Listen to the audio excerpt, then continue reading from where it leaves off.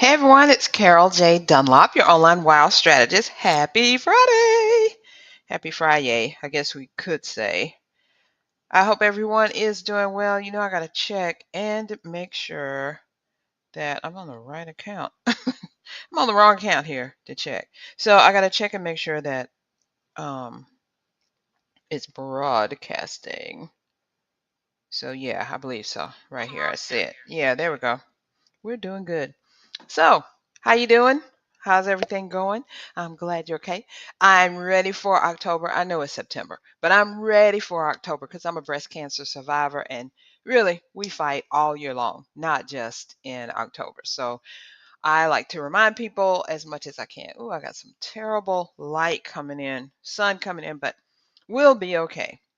All right, this is the first broadcast for September. Yay, first Friday in September. This is fourth quarter. Are you ready for fourth quarter?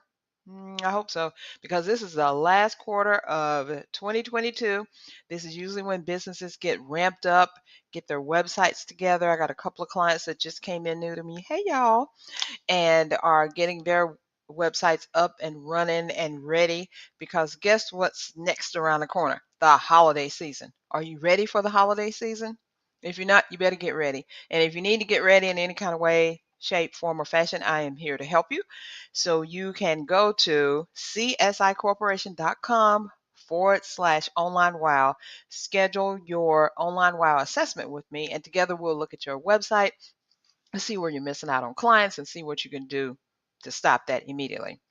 All right, today we're going to talk about 3 surefire marketing strategies to get people to your website so you can make money. Because I'm always getting these questions about how do I get traffic? How do I get people to my site? How do I? And they're always talking about getting people to the website. I mean, that's what we're consumed with, right? We spend all this money on our website, all this time, energy, effort, brain power, and now we want to make sure that we can get people there so they can what? Discover us and buy from us. So these are 3 ways that you can get people to your site, get them to know more about you, know that you are the authority, the expert, and really, what I did something.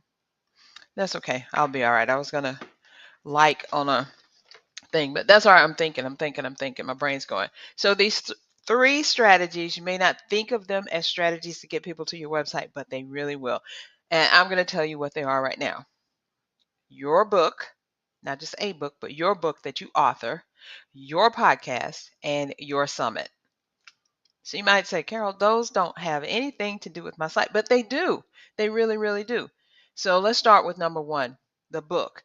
Not even just any book, but your book. You are the author of this book. Did you know that you can't spell authority without author? So becoming an author, having a book that you write, that you create, you don't necessarily have to write everything. You can do what I'm the gig I'm on now, or the trend I'm on now, is low content, high quality books. Low content books, if you're familiar with them at all, they're those books that you put up online. They barely have anything inside them, maybe some lines, it could be a journal, and then the people who buy the book actually put the stuff in there. But I put a twist on it and I call it low content, high quality books. So what happens is you put more stuff in there. Maybe it's a prayer journal, a planner, a coloring book, but you give them more stuff on the inside and they still fill in the majority of the content, the people who buy it, but you give them a beautiful, awesome project to fill in with. And as a matter of fact, I have a new project that I am searching for co-authors for right now, and it's called the Purpose Driven Entrepreneurs Prayer Journal. And I only have slots for 9 authors because I'm going to be one of them. And so it's going to be 10 authors altogether. And I only have 3 slots left. Can you believe that? I just put the announcement out maybe last month, and I only have 3 slots left. So if you would like information about that, then just DM me or message me or go to the link that's in the bio. If you're on YouTube, go to if you I'm sorry, if you're on YouTube, you can go to the channel page and that link that's on the channel page, click that. If you're on Instagram, click the link in the bio. If you're looking for Twitter, click the link in the bio as well. And then you'll see a way to contact me and we can talk about this project. So I'd love to have you in it. So anyway, your book, the authority that you bring with writing your own book, having your name as now the author of, doesn't matter if you're a co-author or an author or the primary author, you're still an author because people think about, wow, it takes a lot to do a book, and it does. They think of an author and an authoring a book. Sorry, I can't talk, but authoring a book is a high level, deserves respect, demands authority immediately, and showcases your expertise, right? So immediately once you write the book, they're like, oh my gosh, the respect factor goes up for you, 10 times or whatever, because they know a book is hard. And don't get it twisted, a book is hard to get done because you got a lot more stuff than just writing that little piece in there, whether you're a co-author or the main author. It's really tough, but getting it out there, that's a feat within itself, and people respect that. And then guess what, you take that book and put it on your site, and you say, hey, I've got this book for sale on my site, you can go there and buy it right now. Guess what they're going to do? They're going to go to your site and buy that book. It doesn't matter if you have the landing page on your website and you lead them to Amazon to buy it or whatever company that you chose to publish your book to buy it. The fact is that you're drawing them to your website because when they get to that landing page that has your book on it, they're like, she's authoring a book. I wonder what else they're doing. They're going to look around. They may even join your list. They may buy something from you. You never know. So number one, a book. Not just any book, but your book that you created, that you authored, so that you can say, I am now an author. I am the author of this book. You got to go to my website to get it. All right, number two is your own perfectly awesome podcast. Now, same as in a book, gives you the authority. But the thing with a podcast is you get to interview people if you choose that style of podcast. There's different styles, but the one that I talk about the most and am so in love with is the interview style, and not just interviewing just anybody.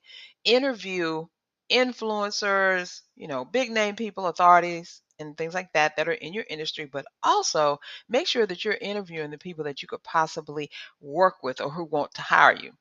So if you put that into the mix, you're interviewing the people that you might be working with. They may want to work with you. They may want to hire you. They may want to do a JV program with you, or they may want to collaborate with you in some kind of way. And you have also interviewed some influencers because influencers are going to bring their people to your podcast. They may not have known anything about you. And the person says, hey, I'm going to be a guest on this podcast. They're like, oh, let me check them out. So once they get on the podcast and they listen to you, they found out they see how great you really are, and they're like, "Oh, I'm going to follow this person." And of course, you're introducing yourself to that person's audience. They're introducing their audience to you, and in addition, you are building your email list because people are coming to your site, opting into your email list because they want to see what else you got going on and what other people you're going to get on this podcast so they can learn from you. So a podcast is a great way. Plus, the people that actually start listening to your podcast, they're like waiting with bated breath to hear what you have to say about different things so that they can say, I might want to check them out again. Let's see what's going on. So a podcast, definitely you need to do that.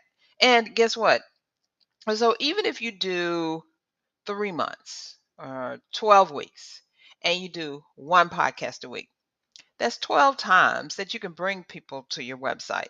So over that 3 months, 90-day period, how many people can you get to your website that you can get to listen to your podcast, that you can influence them or help them solve a problem or help them in some way? If you do that, then they're going to return to you over and over and over again.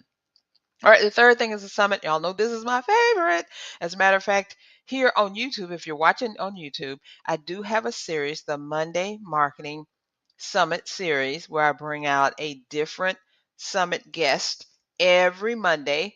Now, the summits are past, they're the ones that I did before, but the information is still awesome. The information is still relevant. You can still use like probably 100% of it to put into place right now to help build your business and keep it successful, right? And so I love summits.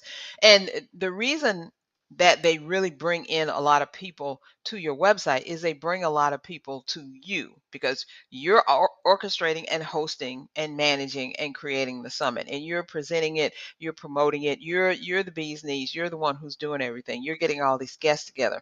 So just like in the podcast where you're interviewing influencers and people that can help your audience, you're also doing this in the summit, but you're going to get a bigger reach, because I like to do summits. I like to do 1-day summits, put everybody together, only 15-minute segments. You have a little break in between. I break it up into 4 sections, and then I interview people. It's kind of like rapid fire, but you get a lot of information there. So if you look at it like you're interviewing 20 to 30 people each time you do a summit, and it does take a while. I'd say like 3 months to prep it and get it together. So you're going to do maybe 4 summits a quarter, unless that's the only thing you're doing. You're building this big team, and you can do one a month. Hats off to you. I can't do that, but 1 to 2 a year is good for me. And they're going to bring in, again, those people who are on your summit are going to bring in people from their tribe to you to introduce to you. You're going to educate your tribe and introduce them to the people who are coming in. So it's a win-win all around. So again, authoring a book, creating a summit, and creating a podcast and creating your summit are 3 surefire ways that you can get people to get traffic to your website, help them to find out about you, allow them to learn about your authority and expertise, hear what you're talking about, see how you are, read about some things and see how wonderful and awesome and amazing you are. And it will definitely help you.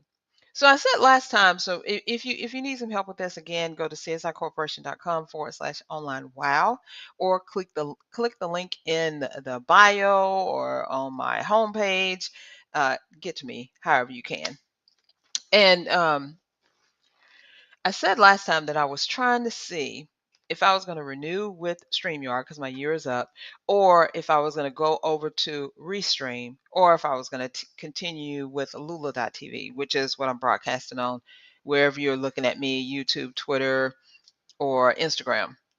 So I'm thinking that what I'm going to do is I'm going to give Restream.io a shot. I may keep doing it here because I like the way Lula does, and you can see and all of that, and it's kind of formatted for Instagram and all that. So, but I'm going to give Restream a shot and see if they can match the formatting and all that before I decide whether or not I'm going to go back to StreamYard.